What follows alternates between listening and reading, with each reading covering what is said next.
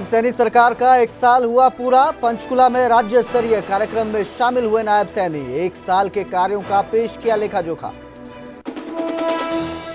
हरियाणा में बीजेपी सरकार का एक साल पूरा होने पर बुजुर्गों को सीएम सैनी का दिवाली गिफ्ट। 3200 रुपए की बुढ़ापा पेंशन। पहले हर महीने मिलते थे 3000 रुपए। हरियाणा के नए डीजीपी का पुलिस अधिकारियों को संदेश। अपने व्यवहार से जनता का जीतें दिल, बेवजह ना करें परेशान। छोटे छोटे अपराधियों से जेलों को ना भरें, पीड़ितों को दें अपने सीनियर अधिकारी जैसा सम्मान। सोनीपत में फूड पॉइजनिंग से एक की मौत, 2 की हालत गंभीर। पीजीआई रोहतक किया गया रेफर। दूषित पानी बताया जा रहा वजह। करनाल नेशनल हाईवे पर 2 ट्रकों की आमने सामने से टक्कर के बाद दोनों ट्रकों में लगी भीषण आग। एक रेहड़ी और मोटरसाइकिल भी चपेट में आई। हरियाणा स्टाफ सिलेक्शन कमीशन ने सीईटी अभ्यर्थियों के लिए खोला correction portal. Group C candidate आज से ठीक कर सकते हैं त्रुटियां। 24 अक्टूबर आखिरी तारीख। हरियाणा में मेरी फसल मेरा ब्यौरा योजना लागू। पायलट प्रोजेक्ट के तौर पर चुना गया पंचकुला। इस योजना से किसानों को होगा लाभ। यूरिया खाद की कालाबाजारी कम करने की कोशिश। पतंजलि गाय का घी, माँ का भरोसा, प्यार से परोसा।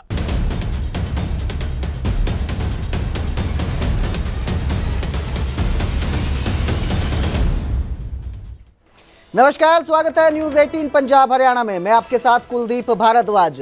हरियाणा प्राइम की शुरुआत करेंगे नायब सैनी सरकार के एक साल के कार्यकाल के साथ, जो पूरा हो चुका है और पूरे हरियाणा में इसके तहत जिला स्तर पर कार्यक्रम किए गए। सैनी सरकार के एक साल पूरा होने पर यह कार्यक्रम हुए हैं। जन विश्वास जन विकास समारोह सरकार मना रही है। पंचकुला में भी राज्य स्तरीय कार्यक्रम का आयोजन हुआ, जिसमें बतौर मुख्य अतिथि नायब सिंह सैनी मौजूद रहे। इस दौरान मुख्यमंत्री ने ग्रामीण आवास योजना के लाभार्थियों को अलॉटमेंट लेटर भी दिए। इसके साथ ही उन्होंने कहा कि महिलाओं के सशक्तिकरण के लिए सरकार प्रतिबद्ध है, जिसके लिए लाडो लक्ष्मी योजना चलाई जा रही है, ताकि वो आर्थिक रूप से भी संपन्न हो और उन्हें किसी आर्थिक मदद की जरूरत हो तो उनके लिए इस योजना की शुरुआत की गई है। वहीं बुजुर्गों के लिए भी सैनी सरकार ने दिवाली पर तोहफा दिया है। सीएम सैनी ने बुजुर्गों की पेंशन में बढ़ोतरी की है और अब 3200 रुपए बुजुर्गों को पेंशन के रूप में मिलेंगे।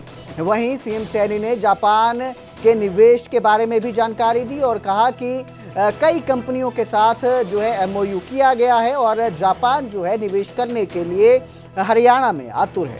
सीएम ने कहा कि सरकार ने पिछले विधानसभा चुनावों के संकल्प पत्र में से 217 जो इन्होंने संकल्प पत्र में वादे किए थे, उनमें से 46 वादों को एक साल में ही पूरा कर लिया गया है और इस वित्त वर्ष के अंत तक 90 संकल्प जो हैं वो पूरे कर लिए जाएंगे। हमारी सरकार सामाजिक सुरक्षा पेंशन के तहत लाभार्थियों को 3000 रुपए प्रतिमाह पेंशन का लाभ उन तक पहुंचाया जा रहा है। 1 नवंबर 2025 से हम इसके अंदर 200 रुपए की और बढ़ोतरी कर रहे हैं। इसके बाद नवंबर माह में लगभग हमारे बुजुर्गों को अब ये पेंशन 3000 रुपए से बढ़कर के 3200 रुपया मिलनी ये शुरू हो जाएगी। जो पानीपत के अंदर पिछले दिनों आदरणीय प्रधानमंत्री जी ने आकर के बीमा सखी योजना का वहां पर शुभारंभ किया था। इस योजना में हमारी 9656 बहनें वो बीमा सखी बन चुकी हैं। मुझे खुशी है कि हमने भी उनकी आदरणीय प्रधानमंत्री जी ने जो बीमा सखी योजना शुरू की थी, उसी आधार के ऊपर हमने हरियाणा प्रदेश में लाडो सखी योजना इसका शुभारंभ किया है। हमने गर्भवती महिलाओं का प्रवास होने और बेटी पैदा होने पर उनकी देखभाल करने वाली हमारी लाडो सखी को हम 1000 रुपया प्रोत्साहन राशि के रूप में देने का प्रावधान ये हमारी सरकार ने किया है। भाइयों बहनों, हमने बहनों बेटियों को आर्थिक व सामाजिक सुरक्षा प्रदान करने के लिए हमने दीनदयाल लाडो लक्ष्मी योजना उसकी शुरुआत की है। इस योजना में हमने महिलाओं को 2100 रुपए मासिक आर्थिक सहायता नवंबर माह से देने का ये निर्णय किया है और इसका रजिस्ट्रेशन भी हमारी बहनों का चल रहा है। हमने ये लक्ष्य 2,22,000 घरों की छत के ऊपर लगाने का रखा है और अब तक हमने हरियाणा प्रदेश की ऐसे लोगों की छतों के ऊपर जो इस योजना के तहत लगभग 37,825 सोलर सिस्टम, सोलर पैनल हम लगा चुके हैं। 37,825 घरों की छत के ऊपर अब उनका बिजली का बिल वो 0 हो जाएगा और लगातार हमारी सरकार इन घरों की छत के ऊपर ये 2 किलोवाट का सोलर पैनल लगाने का काम कर रही है और इसके तहत लगभग 70,000 रुपया आदरणीय नरेंद्र मोदी जी और बाकी का पैसा 1,10,000 रुपया इस 2 किलोवाट के पैनल पर खर्च होता है। बाकी का पैसा हरियाणा सरकार देने का काम कर रही है। मैं जब अपने जापान के दौरे में गया, जिस भी व्यक्ति से बात मैंने किया या जो व्यक्ति मेरे को मिलने के लिए आया, जिस व्यक्ति ने आकर के यहाँ इन्वेस्ट करने की, निवेश करने की अनुशंसा जाहिर की, हर व्यक्ति ने मोदी के नाम की चर्चा की।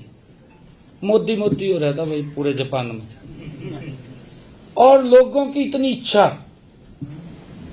लोग हरियाणा के अंदर जब हम गए इन्वेस्ट करने के लिए भारी संख्या के अंदर लोग तैयार हैं। तो वहीं सोनीपत में बीजेपी सरकार के 1 साल पूरे होने पर प्रेस कॉन्फ्रेंस की गई। मोहनलाल बड़ोली ने सरकार की उपलब्धियों का यहां पर जिक्र किया। बीजेपी ने तीसरी बार सरकार बनाकर इतिहास रचा, उन्होंने कहा, और हरियाणा सरकार ने घोषणा पत्र में किए गए वादों पर काम किया। नायब सिंह सैनी के नेतृत्व में तेजी से विकास हो रहा है। सरकार सबका साथ सबका विकास पर काम कर रही है। प्रदेश में विकास की योजनाओं की रफ्तार तेज बनी हुई है। मोहनलाल बड़ोली ने विपक्ष पर भी तीखा निशाना साधा और कहा कि बीजेपी सरकार ने पारदर्शिता और सुशासन पर जोर दिया है। आप सबको पता है कि आज 17 अक्टूबर को हरियाणा सरकार, जो हरियाणा की जनता के आशीर्वाद से तीसरी बार बनी, उसके 11 वर्ष पूरे, और जो तीसरे टर्म की सरकार है उसका आज 1 वर्ष पूरा हुआ है। मैं इसे 1 वर्ष पूरा होने पर हरियाणा प्रदेश की जनता का धन्यवाद भी करता हूं, बधाई भी देता हूं, और हरियाणा के लोकप्रिय मुख्यमंत्री नायब सिंह सैनी, जिन्होंने जो संकल्प पत्र में हमने अपने 217 वायदे जनता से किए थे और उसमें से 48 वायदे पूरे करने का काम किया है, और 90 वायदे ऐसे हैं जो बहुत जल्दी इसी 2025 में हम लगभग पूरा करने वाले हैं। हरियाणा में जब से तीसरी बार हरियाणा की सरकार बनी है और उसके बाद निकाय के, निगम के, पालिकाओं के चुनाव भी हुए, और आज मैं कह सकता हूं कि हरियाणा में ट्रिपल इंजन की सरकार काम कर रही है। इसीलिए हरियाणा में 3 गुना गति के साथ विकास के काम हुए हैं, और चाहे किसान हो, चाहे महिला हो, चाहे युवा हो, चाहे गरीब कल्याण की योजनाएं हों, सरकार ने सबका हक सबको देने का काम किया है। जिसमें जहां 31 तारीख को प्रत्येक जिला स्तर पर हम रन फॉर यूनिटी का आयोजन करेंगे, और उसमें 18 वर्ष से लेकर और 35 वर्ष तक की आयु के युवाओं की अच्छी भागीदारी रहे, इस प्रकार की एक हमारी योजना है। बहुत भव्य उसमें रन फॉर यूनिटी में हर साल हम ये करते हैं। इस साल भी हम 31 तारीख को करने वाले हैं, और इसी काम को फिर आगे बढ़ाते हुए 6 नवंबर से लेके और 24 नवंबर तक, 25 नवंबर तक एक प्रत्येक हरियाणा प्रदेश की जो 10 लोकसभा सीटें हैं, 10 की 10 लोकसभा सीटों पर 3 दिन की पैदल यात्रा रहेगी, और उस पैदल यात्रा में लगभग 10 किलोमीटर की डेली वो रहेगी। एक लोकसभा में 3 दिन वो यात्रा रहेगी। उसकी डेट जिला वाइज, लोकसभा वाइज हम बाद में बताने वाले हैं, क्योंकि ये प्रोग्राम 6 नवंबर से हमारा शुरू होगा। तो उधर हरियाणा के नए डीजीपी ने पुलिस अधिकारियों को संदेश दिया है। उन्होंने पुलिस अधिकारियों को जनता के प्रति संवेदनशील होने का संदेश दिया और कहा कि जनता को फ्रिक्शन फ्री पॉलिसिंग और सम्मान देना जरूरी है। इसके साथ ही डीजीपी ने अपने संदेश में कहा कि पीड़ितों को वही सम्मान दें जो उच्च अधिकारियों को देते हैं। सरकारी योजनाओं से जरूरतमंदों को जोड़ने की कोशिश करें। बच्चों और युवाओं के साथ सम्मानजनक व्यवहार रखें। पुलिस को समाज और राष्ट्र निर्माण में सक्रिय योगदान देना चाहिए। सुरक्षा और सुविधा देकर जनता को निर्भय जीवन का अवसर दें। तो ये संदेश दिया है नए डीजीपी ओपी सिंह ने।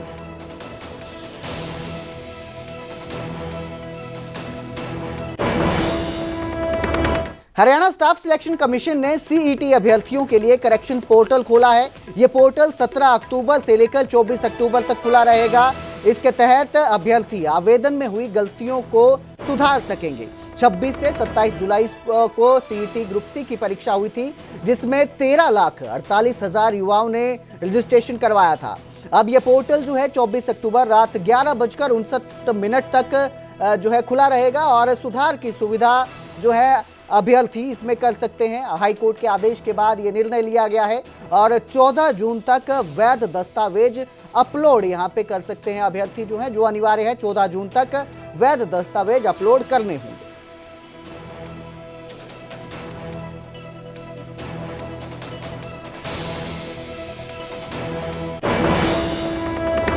वहीं गोहाना में बीकेयू अध्यक्ष ने मंडी का दौरा किया। गुरनाम सिंह चढ़ूनी ने गोहाना अनाज मंडी का दौरा किया और इस दौरान उन्होंने कुरुक्षेत्र में थप्पड़ मारने वाली घटना पर तीखा बयान दिया। गुरनाम चढ़ूनी ने सरकारी अधिकारी को थप्पड़ मारा था कुरुक्षेत्र में और इस पर जब उनसे सवाल किया गया तो उन्होंने कहा कि अगर उनके हाथ में लाठी होती तो वो लाठी भी मार देते। भ्रष्टाचार के आरोपों को लेकर भी उन्होंने चेतावनी दी और कहा कि अगर समय पर धान की खरीद नहीं हुई तो वो रोड जाम करेंगे।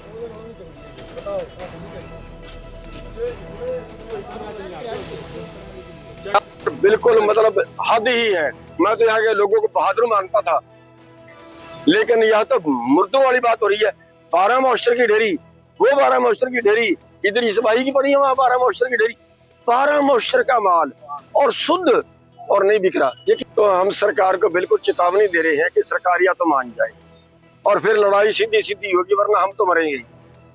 हमारा तो जो कुछ होगा, जेल ले जाना ले चलो, चाहे कल के ले जाते अब ले चलो, लेकिन ये किसान की बर्बादी नहीं देखी जाएगी। और किसानों को कहना चाहूंगा, किसानों जब तक आपके खून को ये पानी बना रहेगा ना, कोई नहीं पूछने वाला, तब तक जागिए।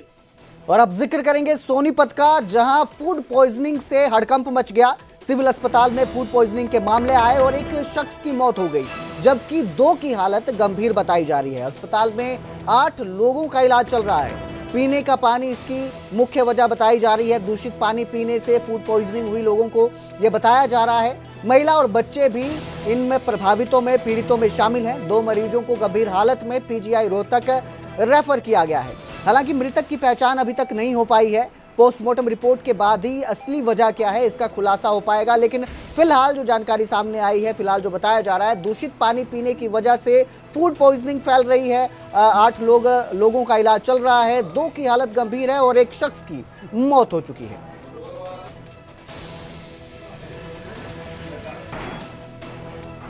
आज भैया 6-7 पेशेंट आ चुके हैं उल्टी दस्त के, फूड पॉइजनिंग के। एक ही एरिया से आए हैं, अगरसन चौक से। उसमें से एक की तो डेथ भी हो गई है, अब वो अननोन है। वैसे बताया जा रहा है कि वो उस एरिया से है।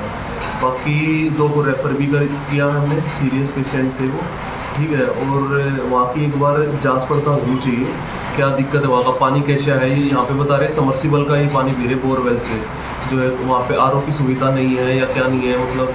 और यदि पानी अच्छी सुविधा हो जाएगी तो पेशेंट थोड़े कम हो जाएंगे। कुरुक्षेत्र में स्वास्थ्य विभाग की बड़ी कार्रवाई देखने को मिली। लिंग जांच गिरोह का पर्दाफाश किया गया। शाहबाद से 2 महिला समेत 4 आरोपियों को गिरफ्तार किया गया है। आरोपी सोनू बजाज पर पहले भी 6 केस दर्ज हैं, जिनसे अल्ट्रासाउंड की पोर्टेबल मशीन और नकदी भी बरामद हुई है। जानकारी के मुताबिक 40,000 रुपए में ये सारी डील हुई थी। 40,000 रुपए की डिमांड की गई थी, जिसमें से 20,000 रुपए शिकायतकर्ता पहले दे चुका है, जिसके बाद कार्रवाई की गई और कार्रवाई के बाद 2 महिलाओं सहित 4 आरोपियों को गिरफ्तार किया गया है। तो लिंग जांच गिरोह का ये पर्दाफाश किया है। स्वास्थ्य विभाग की टीम ने रेड की और इस मामले में कुल 6 लोगों को गिरफ्तार किया गया है, जिसमें 2 महिलाएं भी शामिल हैं।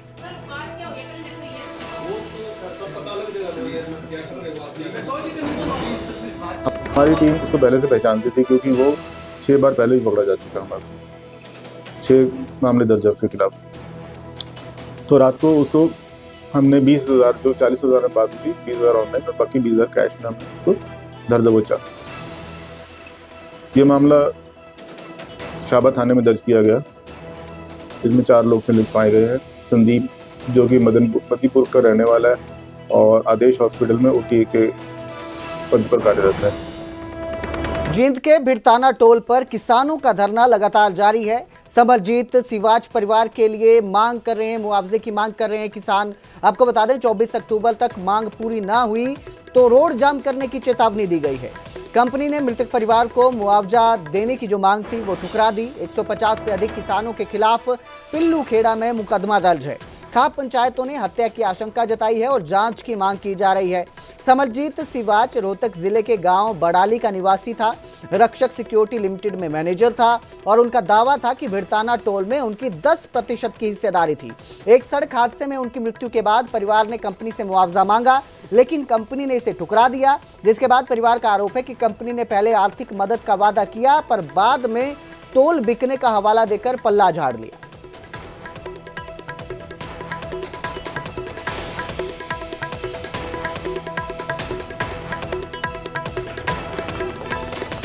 हरियाणा में मेरी फसल मेरा ब्यौरा योजना लागू की गई। पंचकुला को पायलट प्रोजेक्ट के तौर पर चुना गया है। यूरिया खाद की कालाबाजारी इससे कम होगी। कालाबाजारी को कम करने की एक कोशिश भी बताई जा रही है। पूरा हरियाणा अब इस स्कीम से लाभान्वित होगा। धान और गेहूं सीजन में खाद की किल्लत भी कम होगी, ये उम्मीद जताई जा रही है। इस योजना के लागू होने के बाद किसानों को लंबी लाइनों में लगने की जरूरत भी नहीं रहेगी। यमुनानगर के डिप्टी डायरेक्टर ने इस योजना की जानकारी दी हुई है और बताया कि इस योजना के लागू होने से किसानों को फायदा होगा। यूरिया खाद की कालाबाजारी जो है वो भी कम होने की संभावना है।